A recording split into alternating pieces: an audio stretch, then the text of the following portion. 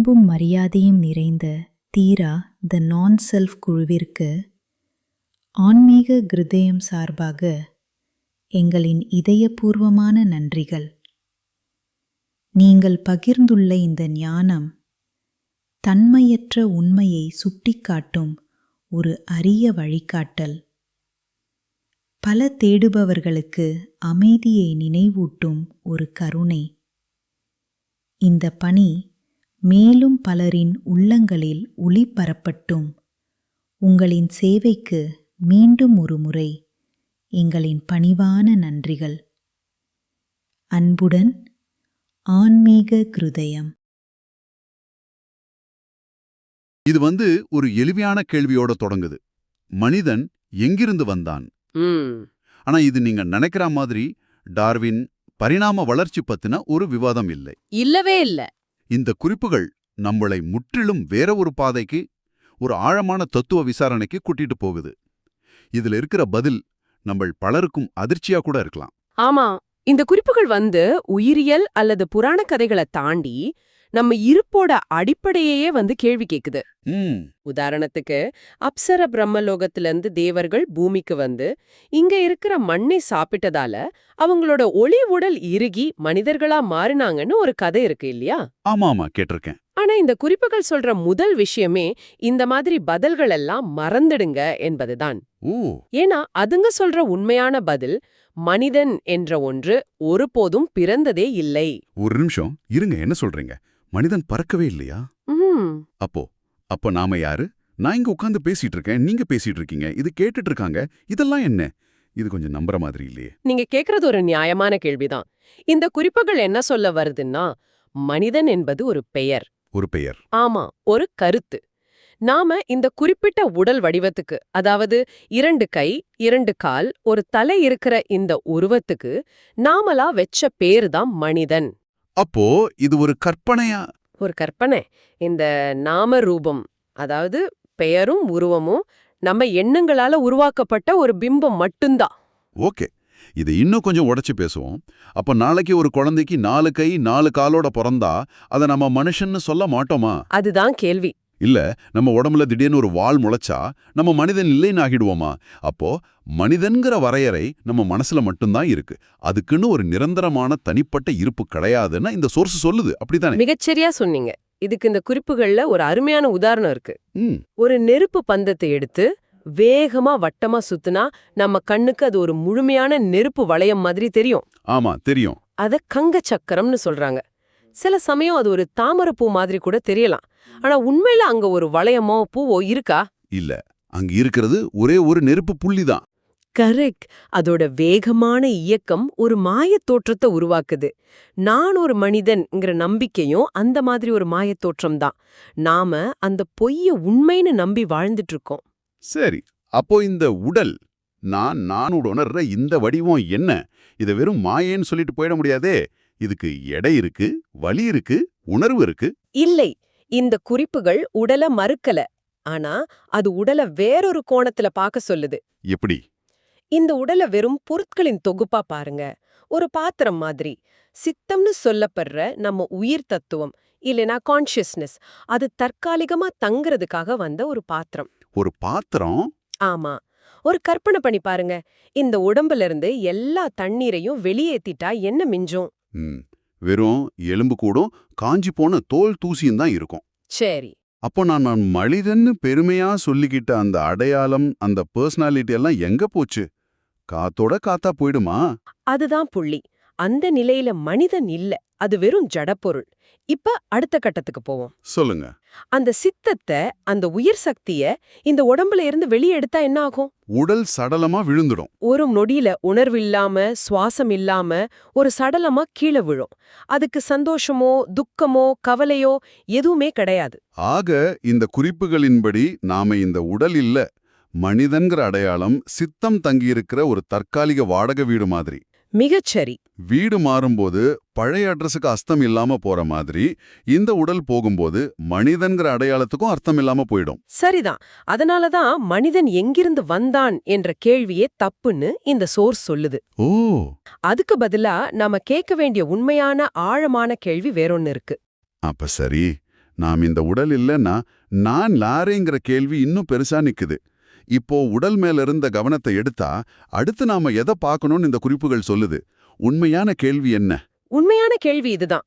இந்த எண்ணங்கள், கற்பனைகள், கோபம், அன்பு, பொறாமை போன்ற உணர்ச்சிகள், பழைய நினைவுகள், அப்புறம் இது எல்லாத்தையும் நான் அறிகிறேன்னு சொல்ற அந்த உணர்வு, இதெல்லாம் இந்த குறிப்புகள்ல சித்த விருத்திகள்னு சொல்றாங்க. அதாவது மனதின் செயல்பாடுகள். சித்த விருத்திகள். ஆமா, இதெல்லாம் எங்கிருந்து தோன்றுது? இதுதான் உண்மையான விசாரணை. வாவ், இது ரொம்ப நுட்பமான ஒரு பார்வை. அதாவது வெளியில இருக்கிற வடிவத்தை விட்டுட்டு உள்ளே நடக்கிற இந்த மென்டல் சேட்டரை கவனிக்க சொல்றீங்க. சரிதான். ஏன்னா இந்த எண்ணங்களும் உணர்வுகளும் தான் நான் ஒரு மனிதன், நான் ஒரு ஆண், நான் ஒரு பெண், நான் ஒரு அப்பா, நான் ஒரு இன்ஜினியர்னு பல அடையாளங்களை உருவாக்கி நம்மள நம்ப வைக்குது. ஆமா, இந்த பேரும் உருவமும் சேர்ந்து ஆடுற ஆட்டத்தை கவனிக்கணும்னு சொல்றீங்க. ஆம். எண்ணங்கள், உணர்ச்சிகள், நம்ம காதுல கேக்குற ஒலிகள், நினைவுகள்னு இந்த பிரபஞ்சத்துல தோன்ற எல்லாமே ஒரே ஒரு மூலத்திலிருந்து தான் வருது. ஒரு மூலமா? ஆமா, அந்த மூலத்தை இந்த குறிப்புகள் மூலத்தாது அல்லது தூய சித்தம்னு சொல்லுது. Pure consciousness. இந்த மூலத்தாதுங்கிற ஐடியா கேட்கவே மிரட்டலா இருக்கு. அது எப்படிப்பட்டது? அதுக்குள்ள காலம், தூரம் எதுவுமே இல்லைனா நம்ம மூளைக்கு அது எட்டவே எட்டாது. இது எப்படிதான் புரிஞ்சுக்கிறது? அது வடிவமற்றது, தூய்மையானது, தெளிவானது. ஒரு வெட்ட வெளிய கற்பனை பண்ணிக்கோங்க. Empty space. சரி, அதுக்குள்ள எதுவும் இல்ல. ஆனா நட்சத்திரங்கள், கிரகங்கள், நாம உட்பட எல்லாமே அந்த வெட்டவெளிக்குள்ளதான் இருக்கு. அது மாதிரிதான் இந்த மூலத்தாது. ஓஹோ. அதுதான் நம்மளோட உண்மையான இயல்பு.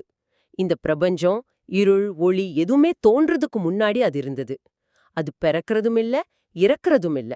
அதுக்கு அழிவே கிடையாது. நீங்க சொல்றது சுவாரஸ்யமா இருக்கு. அத பெரியதுன்னோ சிறியதுன்னோ சொல்ல முடியாதுன்னு சொன்னீங்க. ஏன் அப்படி? ஏன்னா ஒன்ற அளவிடணும்னா அதை ஒப்பிடுறதுக்கு இன்னொரு பொருள் வேணும். ஆமா. இப்ப இந்த பேனா இந்த மைக்கை விட சின்னதுன்னு சொல்லலாம். ஆனா எல்லாவற்றுக்கும் ஆதாரமா எதுக்குள்ளெல்லாம் அடக்கமோ அதை எதோட ஒப்பிட்டு அளவிட முடியாது. அது எல்லா அளவுகளுக்கும் அப்பாற்பட்டது. அது ஒரு சினிமா தியேட்டர்ல இருக்கிற ஸ்கிரீன் மாதிரி. ஓ, நல்ல உதாரணம். ஸ்கிரீன்ல ஒரு சந்தோஷமான காட்சி வரலாம், ஒரு சோகமான சண்டை காட்சி வரலாம். ஆனா அந்த காட்சிகளால ஸ்கிரீன் பாதிக்கப்படுதா? இல்ல, ஸ்கிரீன் அப்படியே தான் இருக்கும். அது எல்லாத்துக்கும் ஆதாரமா, ஆனா எதுவாவும் இல்லாம அப்படியே இருக்கு. அருமையான உதாரணம். அப்ப நாம அந்த வெட்டவெளி, அந்த சினிமா ஸ்கிரீன் மாதிரி தூய்மையான சித்தமா தான் இருக்கோம்னா, ஏன் நாம நம்மள ஒரு குறிப்பிட்ட மனிதனா, இந்த உடலா, இந்த எண்ணங்களா உணர்றோம்? ஏன் இந்த குழப்பம்? அதுக்கு அவ்விஜைன்னு பேர் வைக்குது. அவ்விஜை, அதாவது அறியாமை. நாம் அந்த தூய சித்தமாவே இருந்தாலும் அதுல தோன்ற எண்ணங்களையும் உணர்வுகளையும் இது நான், இது என்னுடைய கோபம், இது என்னுடைய சந்தோஷம்னு தவறா பற்றிக் கொள்றோம். ஓ, அந்த நெருப்பு வளையத்தை தாமரை பூணும் நம்புற மாதிரி தான் இதுவும். அடடா, நேத்து ராத்திரி நான் கவலைப்பட்ட விஷயம்லாம் நான் இல்ல, அது வெறும் ஸ்கிரீன்ல ஓடின ஒரு சோகமான சீன்னு சொன்னா நிம்மதியா தான் இருக்கு. ஆனா நம்புறதுக்கு தான் கஷ்டமா இருக்கு. நாம நம்ம வேலை, குடும்பம், நாடுன்னு பல அடையாளங்களை எவ்வளவு இறுக்கமா பிடிச்சிருக்கோம். இந்த அறியாமையிலிருந்து, இந்த தவறான புரிதலிருந்து விடுபட ஏதாவது வழி இருக்கா? இந்த சோர்ஸ் ஏதாவது எஸ்கேப் பிளான் சொல்லுதா? வழி இருக்கு. அதுக்கு பேரு அகமுக பயணம். அகமுக பயணம். கவனத்தை வெளி உலகத்திலிருந்து, அதாவது இந்த உடல், இந்த உலகம், அடுத்தவங்க என்ன நினைப்பாங்கங்கிற பார்வையிலிருந்து முழுமையா உட்புறமா திருப்பணும். இதத்தான் குறிப்பா ஜதிபட்டாணம்னு சொல்றாங்க. அதாவது மைண்ட்ஃபுல்னஸ். ஆமா, பிளேன் கான்ஷியஸ் அல்லது மைண்ட்ஃபுல்னஸ். உள்ள திரும்பி என்ன செய்யணும்? கண்ணை மூடி உட்காந்தா 1000 எண்ணம் ஓடுது. அதுதான் செய்யணும். அந்த 1000 எண்ணங்கள் ஓடுவதை ஒரு சாட்சியா கவனிக்கணும். சாட்சியா? ஆமா, அதுல மூழ்கிடாம, அதை தடுக்க முயற்சி பண்ணாம, ஒரு ரயில்வே ஸ்டேஷன்ல நின்னுட்டு வர்றப்போற ரயில்களை வேடிக்கை பாக்குற மாதிரி நம்ம மனசுல தோன்றி மறையிற எண்ணங்களையும் உணர்ச்சிகளையும் கவனிக்கணும். ஓகே. நான் இந்த எண்ணம் அல்ல, நான் இந்த உணர்ச்சி அல்லங்கிற தெளிவோட ஒரு விலகலோடு கவனிக்கணும். அதாவது எனக்கு கோபம் வந்தா நான் கோபமா இருக்குன்னு சொல்றதுக்கு பதிலா, ஓ, உடம்புற கோபங்கிற உணர்ச்சி இப்போ உருவாயிருக்குன்னு ஒரு சயின்டிஸ்ட் மாதிரி கவனிக்கணுமா? இது கேட்க நல்லா இருக்கு, ஆனா நடைமுறையில கஷ்டமாச்சே. ஆரம்பத்துல கஷ்டமாதான் இருக்கும். ஆனா பழக பழக அந்த எண்ணங்களுக்கும் உங்களுக்கும் நடுவுல ஒரு இடைவெளி உருவாகும். அந்த உள்நோக்கிய பயணம் நாம இந்த உடலோ மனமோ இல்லைங்கிற பேர் உண்மைய நமக்கு நேரடியா உணர்த்தும். நாம இந்த பேரும் உருவமும் கொண்ட விளையாட்டுக்கு அப்பாற்பட்டவங்கன்னு புரிய வைக்கும். அப்படி அந்த உண்மை புரியும்போது என்ன நடக்கும்? வாழ்க்கை ஜென் மாஸ்டர் மாதிரி அமைதியாகிடுமா? அதுக்கு முன்னாடி ஒரு பெரிய நிகழ்வு நடக்கும்னு இந்த குறிப்புகள் சொல்லுது. அப்படியா? அந்த உண்மைய உணரும்போது இதுவரை நான் என்று நாம இறுக்கமா பிடிச்சுக்கிட்டு இருந்த அத்தனையும், நம்ம அடையாளம், நம்ம நம்பிக்கை, நம்ம விருப்பு வெறுப்பு ஒரு நொடியில நொறுங்கி விழுவது போன்ற ஒரு பிரம்மாண்டமான அனுபவம் ஏற்படும். பிரபஞ்சமே நொறுங்கி விழுவது போல இருக்குமா?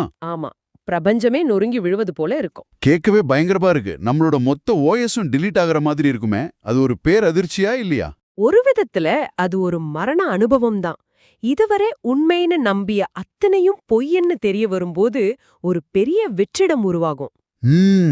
ஆனா அந்த அழிவிலிருந்து பிறப்பதுதான் உண்மையான விடுதலை. அந்த பேரதிர்ச்சியின் முடிவில் ஆனந்த கண்ணீர் பெருக்கெடுக்கும்னு சொல்றாங்க. ஆனந்த கண்ணீரா? ஆமா, ஏன்னா இத்தனை நாளா நம்ம தோள்ல இருந்த எல்லா சுமைகளும் ஒரே நொடியில இறக்கி வச்சாச்சு. அப்போ அதுக்கு பிறகு நம்மளோட உண்மையான இயல்பு என்னவா இருக்கும்? அது எப்படி விவரிக்க முடியும்? நம்மளோட உண்மையான இயல்பு அந்த மூலத்தாது, வடிவமற்ற, எல்லையற்ற, தூய்மையான, ஆனந்தமான இருப்பு. அது எதனாலும் பாதிக்கப்படாதது. இந்த குறிப்புகள்ல இதுக்கு இன்னொரு சக்தி வாய்ந்த உதாரணம் இருக்கு.